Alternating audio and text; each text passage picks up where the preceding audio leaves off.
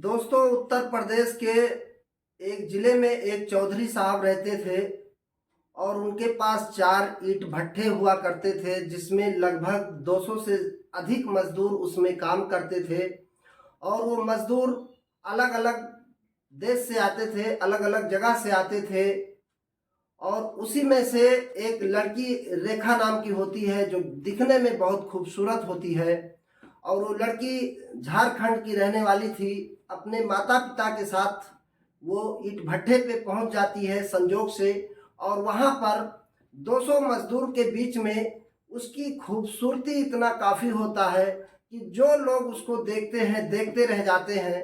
जितना ही वो लड़की खूबसूरत होती है, उतना ही ज़्यादा उसके अंदर कोमलता होता है और उतना ही ज़्यादा वो लड़की मेहनत करती है। उसको देख करके लोगों को कहीं ना कहीं ये समझ में आता है कि काश ये लड़की इतना ज़्यादा खूबसूरत है और काफ़ी पढ़ी लिखी भी होती है। उस लड़की को देखने के बाद कोई भी आदमी एक नज़र देखता है और सोचने लगता है कि क्या ये लड़की यही काम के लिए आई है या यही काम इसको मिला है।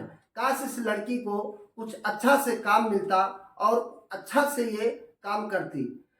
संजोग से दोस्तों, एक दिन जो चौधरी साहब होते हैं, इनका लड़का बीटेक की पढ़ाई करने के लिए बाहर जाता है।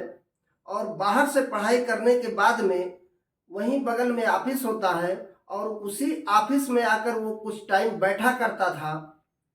एक दिन संजोग से वो लड़का चौधरी साहब का, जिसका नाम हर्षवर्धन होता है, और वो आता है और उसके बाद थोड़ा सा निकलता है भट्ठे की तरफ। तो वहाँ पे जाके देखता है कि बहुत सारे मजदूर काम करते हैं, लेकिन वहीं पर एक लड़की होती है जिसका नाम रेखा होता है। और वो रेखा वहाँ पर माटी को कुदार से कोड़ कोड़ करके और उसको अच्छा से मसल रही होती है और पसीने से पूरा लथपथ भीग जाती है। उसका चेहरा पूरा एकदम से लाल हो जाता है और उसके माथे से पसीना टप टप टप निकलता है और खूब कड़ाके की धूप भी होती है। और वहीं पर उसके माता पिता जो होते हैं, वहीं पर वो लोग भी मिट्टी में पानी डालते हैं और ये लात से मिट्टी को मसलती रहती है।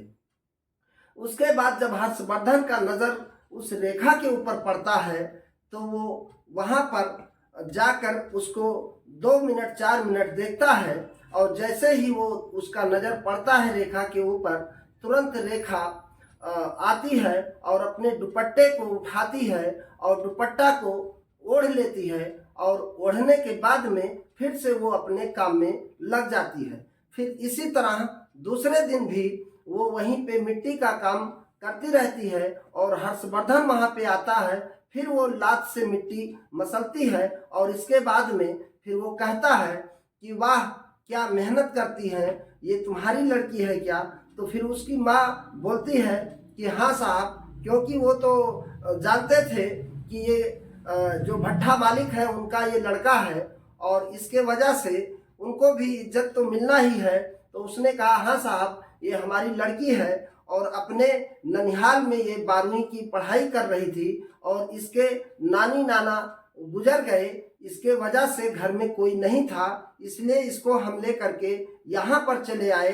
घर पे किसके भरोसे छोड़ देते, इसके वजह से इसको यहाँ पर हम ले आए हैं और अभी ये काम धाम करती है। फिर हर्षवर्धन कहता है कि बहुत मेहनत करती है लड़की। हम लोगों के घर की जो औरतें होती हैं वो तो आटा तक भी नहीं गूंथ पाती हैं, लेकिन ये लड़की इतना अच्छा मिट्टी को मसल रही है, इतना मेहनत करती है, इसके लिए तो एक तारीफ बनता ही है। बस इतना ही शब्द जैसे ही हर्षवर्धन कहता है और तुरंत रेखा मुस्कुराती है और उसको कहती है थैंक यू। बस एक थैंक यू के वजह से इन दोनों की जिंदगी कैसे बदल जाती है। नमस्कार, मैं हूं जगदीश गुप्ता। न्यूज सच तक की एपिसोड में मैं फिर से हाजिर हूं एक सच्ची कहानी को लेकर। उम्मीद करता हूं कि आप लोग बहुत अच्छे होंगे, स्वस्थ होंगे, मस्त होंगे। दोस्तों, कहानी शुरू करूं इससे पहले आपसे एक अनुरोध है कि अगर आप इस चैनल पे नए हैं तो प्लीज चैनल को सब्सक्राइब करें। अगर कहानी अच्छी लगे तो शेयर करें, लाइक करें, कमेंट करें। चले स्टोरी को शुरू करते हैं। दोस्तों, आज की कहानी बहुत ही दिलचस्प होने वाली है। आप वीडियो के अंत तक बने रहें। आपको ये कहानी सुन करके एक प्रेरणा भी मिलेगा और आपको एक मोटिवेशन भी मिलेगा। आप कहीं ना कहीं ये बात सोचेंगे कि आज भी कुछ लोग इस तरह हैं। ऐसे तो आप लोग ने सुना होगा कि ईटा भट्ठा पे जितने भी ईटा भट्ठा के मालिक होते हैं या वहाँ के जो मुंशी होते हैं और वहाँ पे जो भी काम करने वाले काम करने के लिए जो मालिक पोस्ट के होते हैं, वो बहुत काफ़ी आप लोगों ने न्यूज के माध्यम से, बहुत सारी खबरों के माध्यम से आप लोगों ने सुना होगा कि कई भट्ठा मालिक ने कई मजदूरों के साथ बहुत सारे गलत करते हैं, उनके साथ अश्लील हरकतें करते हैं। बहुत सारे न्यूज में, खबरों में उनके साथ बहुत काफ़ी मारपीट भी होता है, अक्सर आपने सुना होगा। लेकिन आज की जो स्टोरी हम आपको बताने जा रहे हैं, इस कहानी में आप सुनेंगे तो आप कहेंगे कि दुनिया में आज भी इस तरह के लोग हैं क्या। तो दोस्तों, आज की कहानी में हम आपको जो बताने जा रहे हैं, ये कहानी दरअसल उत्तर प्रदेश का है और उत्तर प्रदेश में एक जिला है और उस जिले में एक चौधरी साहब जिनका नाम रमेश होता है और वो चौधरी साहब के पास दो बच्चे होते हैं, एक लड़की होती है और एक लड़का होता है। लड़का बीटेक की पढ़ाई करने के लिए लखनऊ जाता है और लड़की भी वहीं से एमबीबीएस की पढ़ाई करती है। दरअसल जब ये दोनों पढ़ाई करने के लिए बाहर चले जाते हैं तो इनके घर में सिर्फ 4 ही परिवार होते हैं। ये अपना मियाँ बीवी होते हैं और 2 बच्चे होते हैं। बाकी इनके पास काम करने के लिए जो भी मुंशी वगैरह काम करते हैं वो तो ऑलरेडी रहते ही हैं। होता यह है कि चौधरी साहब के पास लगभग 200 से ज़्यादा मजदूर अलग अलग जगह से काम करने के लिए इनके भट्ठे पर आया करते हैं और वहाँ पे इनके पास 4 भट्ठा होता है और चारों भट्ठे पर 4 जगह होता है और 4 जगह पे मजदूर अलग अलग जगह पे काम करके वहाँ पे अपना जीवन यापन करते हैं। इसके बाद एक दिन भट्ठा पे इनका जो लड़का होता है, इनका नाम हर्षवर्धन होता है और हर्षवर्धन बीटेक की पढ़ाई खत्म करने के बाद एक प्राइवेट कंपनी में जाके वो जॉब करता है, जहाँ से उसको लगभग 30 से 40 हज़ार रुपया महीना सैलरी मिलता है और वो सैलरी इनके समझ में नहीं आता है। तो कहीं ना कहीं चौधरी साहब घर से बहुत संपन्न होते हैं। इनके पास काफ़ी खेती बाड़ी, मकान और ईंट भट्ठे काफ़ी कुछ होता है। इसके वजह से इनको कुछ समझ में नहीं आता है कि हम ये 20-30 हज़ार रुपये की नौकरी अपने बच्चे को करवाएं। चौधरी साहब बुला लेते हैं हर्षवर्धन को घर पे और वो चला आता है। आने के बाद में उसको कहते हैं कि यहीं पे अपना रह करके ईंट भट्ठे पर थोड़ा बहुत देख रेख करो। फिर ये वहाँ पर मुंशी के साथ में जा करके थोड़ा बहुत वहाँ पे चौधरी साहब का हाथ बटाने का काम करने लगता है। एक दिन का संजोग होता है, ये पहुँचता है एक जगह ईंट भट्ठे पर तो देखता है वहाँ पर रांची का एक मजदूर है जिसकी माँ और उसका पिताजी और एक लड़की, उसका नाम रेखा होता है। वो वहीं ईंट भट्ठे पर जा करके ये लोग उसमें पानी डालते हैं, मिट्टी कोड़ते हैं और वो वहाँ पे पैर से उस मिट्टी को मसल रही होती है। जब ये देखता है वहाँ पे तो उस लड़की को देखता है तो देखते रह जाता है और सोचता है कि ये लड़की दरअसल इतना खूबसूरत है कि जिसका कोई हिसाब नहीं है। और ये लड़की पढ़ाई करने के बाद में तुरंत इस ईंट भट्ठे पर काम करने के लिए चली आती है। अब जैसे ही ये लड़का उसको देखता है, देखने के बाद इसके दिमाग में, इसके दिल में वो लड़की घूमने लगती है, घूमने लगती है। अब घूमते घूमते ये क्या कर सकता है, ये तो एक भट्ठा का मालिक है। लेकिन अब ये सिलसिला शुरू होता है। एक दिन जब ये वहाँ पर काम करती है तो काम करने के समय पर ही वो आकर के वहाँ पर उसको खड़े होकर देखने लगता है और देखने के बाद में वो मिट्टी कोड़ती रहती है, पसीने से पूरा लथपथ होती है, उसका चेहरा पूरा एकदम से चमकता रहता है और काफ़ी घाम भी, वहाँ धूप भी होता है। लेकिन मेहनत इतना उन लोग करते हैं, क्योंकि आप लोग अगर कभी ईंट भट्ठे पर गए होंगे तो उनके मेहनत को देखने के बाद में आप भी कहेंगे कि भगवान इनके पास इतना क्षमता दो और इतना ताकत दो कि आज इन लोगों की वजह से हम सब लोग कहीं ना कहीं छत के नीचे रह पाते हैं या सो पाते हैं। तो जब उनको देखता है तो देखता रह जाता है और इसके मन में कहीं ना कहीं उसके लिए कुछ कुछ होने लगता है। और फिर लगातार 2 दिन 3 दिन उस भट्ठे पर उस लड़की के पास आना जाना शुरू कर देता है। फिर एक दिन ये लड़की काम करती रहती है और आने के बाद वो पूछने लगता है उनके माता पिता को कि ये कौन है। तो वो कहते हैं कि साहब ये हमारी लड़की है। और 12वीं पास करने के बाद में इसके जब नाना नानी ख़त्म हो गए, अपने नाना नानी के यहाँ पढ़ाई करने के बाद में ये घर पे चली आई और वहाँ पे वो लोग जब एक्सपायर हो गए वहीं रह कर के ये पढ़ती थी। अब हमारे घर आ गए, अब हम लोगों को काम करने के लिए यहाँ उत्तर प्रदेश आना था, इसलिए इसको वहाँ अकेले क्यों छोड़ें, इसके वजह से यहाँ लेके चले आए हैं ताकि हमारा भी कुछ काम में हाथ बटाएगी और हमारे पास रहेगी तो हमें भी अच्छा लगेगा। इसके बाद फिर वो कहता है कि कोई बात नहीं है, हमारे घर की तो जो औरतें होती हैं वो आटा तक नहीं गूंथ पाती हैं, लेकिन ये देखो कितना अच्छा काम करती है और कितना अच्छा मिट्टी कोड़ रही है। उसके बाद फिर ये बोलकर उसका थोड़ा तारीफ करता है और जैसे ही तारीफ करता है फिर वो लड़की मुस्कुरा कर उसको कहती है थैंक यू। जैसे ही ये थैंक यू सुनता है तुरंत इसके दिमाग में कहीं ना कहीं एक हलचल सा होने लगता है कि अरे यार ये शायद लड़की पढ़ी लिखी भी है क्या। फिर ये अपने आप को सोचने लगता है और उस लड़की को पूछने लगता है कि अच्छा ये बताओ आप पढ़ी लिखी हो क्या।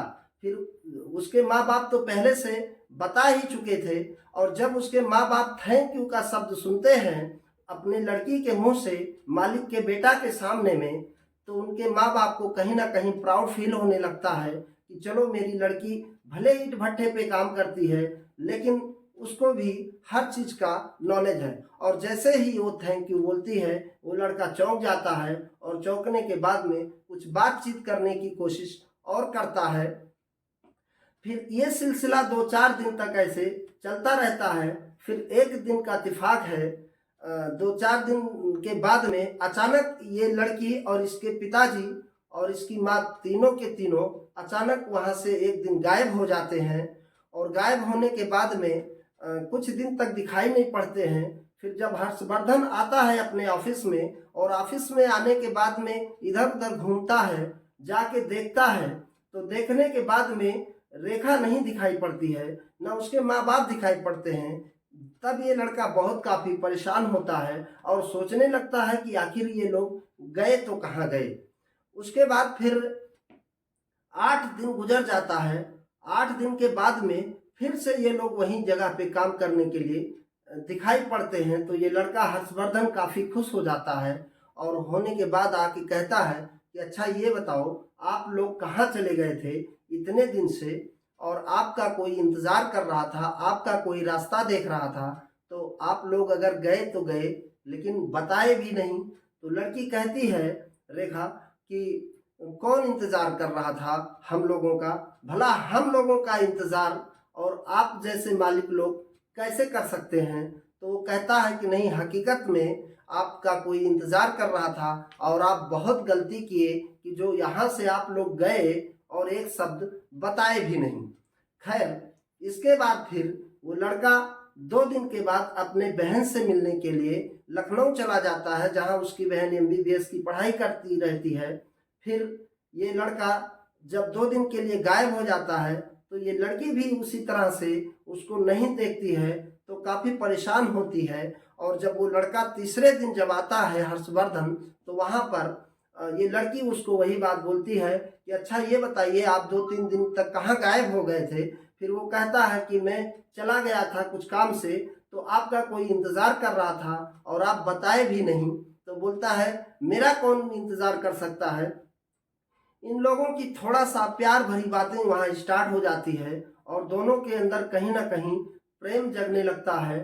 और फिर वहीं से ये दोनों थोड़ा सा टाइम देख करके गले मिलने लगते हैं। और जैसे ही ये लोग अपना गले मिलते हैं तो तुरंत उसकी माँ थोड़ी दूर पर आ रही होती है और ये दोनों लोगों को जब देखती है तो देखने के बाद इसके पैरों तले जमीन खिसक जाती है और डर जाती है और सोचती है कि कहीं ना कहीं अगर ये बात चौधरी साहब देख लेंगे तो हम लोगों को यहाँ पे जिंदा नहीं छोड़ेंगे, क्योंकि चौधरी साहब कहाँ और हम लोग कहाँ, और उनके लड़के के साथ अगर हमारी लड़की की इस तरह का माहौल बनेगा तो कहीं ना कहीं हम लोगों के लिए खतरा है। और इतना खतरा है कि इसी ईंट भट्ठे में हम लोगों को चौधरी साहब डलवा देंगे और जान से मरवा देंगे। इस बात को लेकर जब उसकी माँ काफ़ी डर जाती है दोस्तों, और वो आती है और तुरंत जो है हर्षवर्धन से कहती है कि साहब आप एक काम कीजिए, आप तो एक मालिक हैं और हम लोग काम करने वाले हैं, तो मेरा आपसे यही रिक्वेस्ट है कि हम लोगों को आप काम करने दीजिए। जब आप यहाँ पे आते हैं तो हम लोगों को थोड़ा सा काम करने में असुविधा लगता है, अच्छा नहीं लगता है, अच्छे से कर नहीं पाते हैं, और आप एक मालिक हैं इसलिए आप जो ये सब कर रहे हैं ये सब अच्छा नहीं है। अगर आप ये सब करेंगे तो हम लोगों का यहाँ पे जीना मुश्किल हो जाएगा। तो फिर वो वहाँ से चला जाता है और जाने के बाद में दोनों आपस में कुछ फोन में मोबाइल में बातचीत भी करते हैं, दोनों आपस में प्यार करने लगते हैं। और जब ये सिलसिला 2-4-8 दिन चलता है तो बहुत काफ़ी दोनों की तरफ से अट्रैक्शन बढ़ जाता है, और इस तरह से अट्रैक्शन बढ़ जाता है कि वो ना उनको बिना देखे चैन पड़ता है, ना इस लड़की को देखे बिना चैन पड़ता है। फिर ये लड़की उनको बोलती है हर्षवर्धन को कि अगर आप मुझसे सच्चे में प्यार करते हैं तो आप मुझसे शादी कर लीजिए, तभी जा कर के हम आपके साथ बातचीत कर पाएंगे और आपके साथ रह पाएंगे, वरना हमारी ज़िंदगी और हमारा ख़ानदान पूरा बिगड़ जाएगा और हमको मरवा देंगे, इसलिए हम कहीं के नहीं रह जाएंगे। इसके बाद फिर वो जो हर्षवर्धन होता है वो अपने एक दिन घर में जाता है और अपने घर में अपने माता से बोलता है कि मेरी शादी के लिए जो है घर में उसके कुछ चर्चा होता है शादी विवाह का। तो ये कहने लगता है घर में कि मैंने अपने लिए एक लड़की देख लिया है और उस लड़की से मैं शादी करना चाहता हूँ। तो जब पूछते हैं इसका पिताजी चौधरी साहब कि आखिर वो लड़की कौन है, कहाँ पे है, तुम बताओ तो मैं तुम्हारी शादी करवा दूंगा, कोई दिक्कत की बात नहीं है। तो चौधरी साहब को ये यकीन नहीं होता है, या वो सोच भी नहीं सकते थे कि जिस लड़की का ये नाम लेने वाला है वो लड़की कोई और नहीं बल्कि उसके ईंट भट्ठे पे काम करने वाली एक रेखा नाम की लड़की है। फिर ये कहता है हर्षवर्धन कि नहीं, मैं जिस लड़की को पसंद करता हूँ और जिससे मैं शादी करना चाहता हूँ वो लड़की पढ़ी लिखी है, खूबसूरत भी है, लेकिन एक ही दिक्कत है कि वो लोग काफ़ी गरीब हैं। तो उसका पिताजी कहता है कि ठीक है, गरीब से अमीर से हमें कोई मतलब नहीं है, अगर लड़की पढ़ी लिखी है और सुंदर है तो हम तुम्हारा शादी कर देंगे। फिर जब ज़्यादा दबाव दिया जाता है तो ये कह देता है कि जो हमारे ईंट भट्टे पे काम करने वाली वो लड़की है झारखंड का, उसके साथ मैं शादी करना चाहता हूँ। तो तुरंत इसके पैरों तले जमीन खिसक जाती है और सोचने लगता है कि आखिर ये कैसे पॉसिबल है कि उसके ईंट भट्टे पे काम करने वाली लड़की के साथ हम अपने लड़के का शादी कैसे कर सकते हैं, क्योंकि हमारा मान सम्मान प्रतिष्ठा और इतने बड़े आदमी हैं वहाँ के नामी ग्रामी, तो ये कैसे हो सकता है।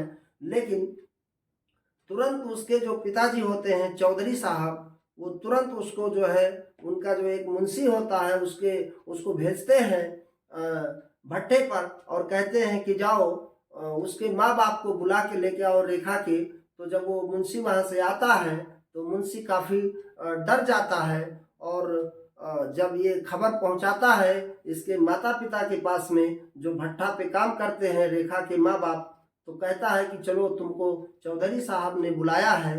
तो जब ये बात इन लोग सुनते हैं तो कहीं ना कहीं ये बात कुछ लोगों को पहले से पता भी चल जाता था कि चौधरी साहब के लड़का के साथ में और ये काम करने वाले भट्टे ईंट के काम करने वाले लड़की का कुछ चक्कर चल रहा है। इस चक्कर में उसके माँ बाप बहुत डर जाते हैं और उसका पैर पकड़ लेते हैं मुंशी का और कहते हैं भैया एक काम करो, चौधरी साहब बुलाए हैं तो हम नहीं जाएंगे, और हमको पता है कि वो मुझे किस लिए बुलाए हैं, वो जान रहा था कि अगर हम वहाँ पे जाएंगे तो हमारे साथ बहुत गलत होगा, वो लोग मुझे उल्टा सीधा कहेंगे और कुछ करेंगे।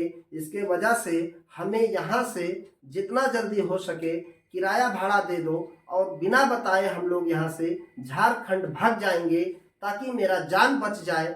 नहीं तो अगर कहीं हम चौधरी साहब के सामने पड़ेंगे तो हम लोगों का बहुत बुरा हालत होगा।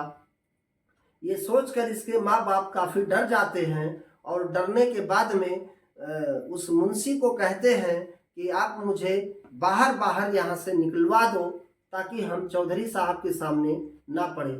उसके बाद फिर ये चौधरी साहब इंतज़ार करने लगते हैं कि वो लोग अभी तक नहीं आ रहे हैं। तो ये मुंशी भी कहता है कि कहीं ना कहीं मैं भी दोषी हूँ और मेरे ऊपर भी उनका डांट फटकार पड़ेगा, मुझे भी जवाब देना पड़ेगा, क्योंकि जब उनका लड़का इस भट्टे पर आता था तो मेरी जिम्मेवारी थी और मैं देख रेख में था। तो तुम्हें ही अकेले प्रॉब्लम नहीं है, मुझे भी इस बात का प्रॉब्लम है और मुझे भी चौधरी साहब को जवाब देना पड़ेगा। इसलिए डरो नहीं, चलो वहाँ पे जो होगा देखा जाएगा, जैसा होगा वैसा करेंगे।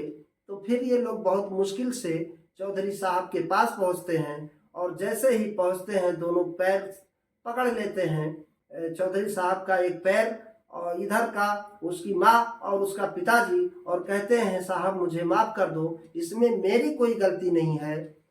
तो लड़की को पूछते हैं कि अच्छा ये बताओ, पहले तुमने इनको प्रपोज किया कि वो तुमको प्रपोज किए, ये मामला कैसे उठा?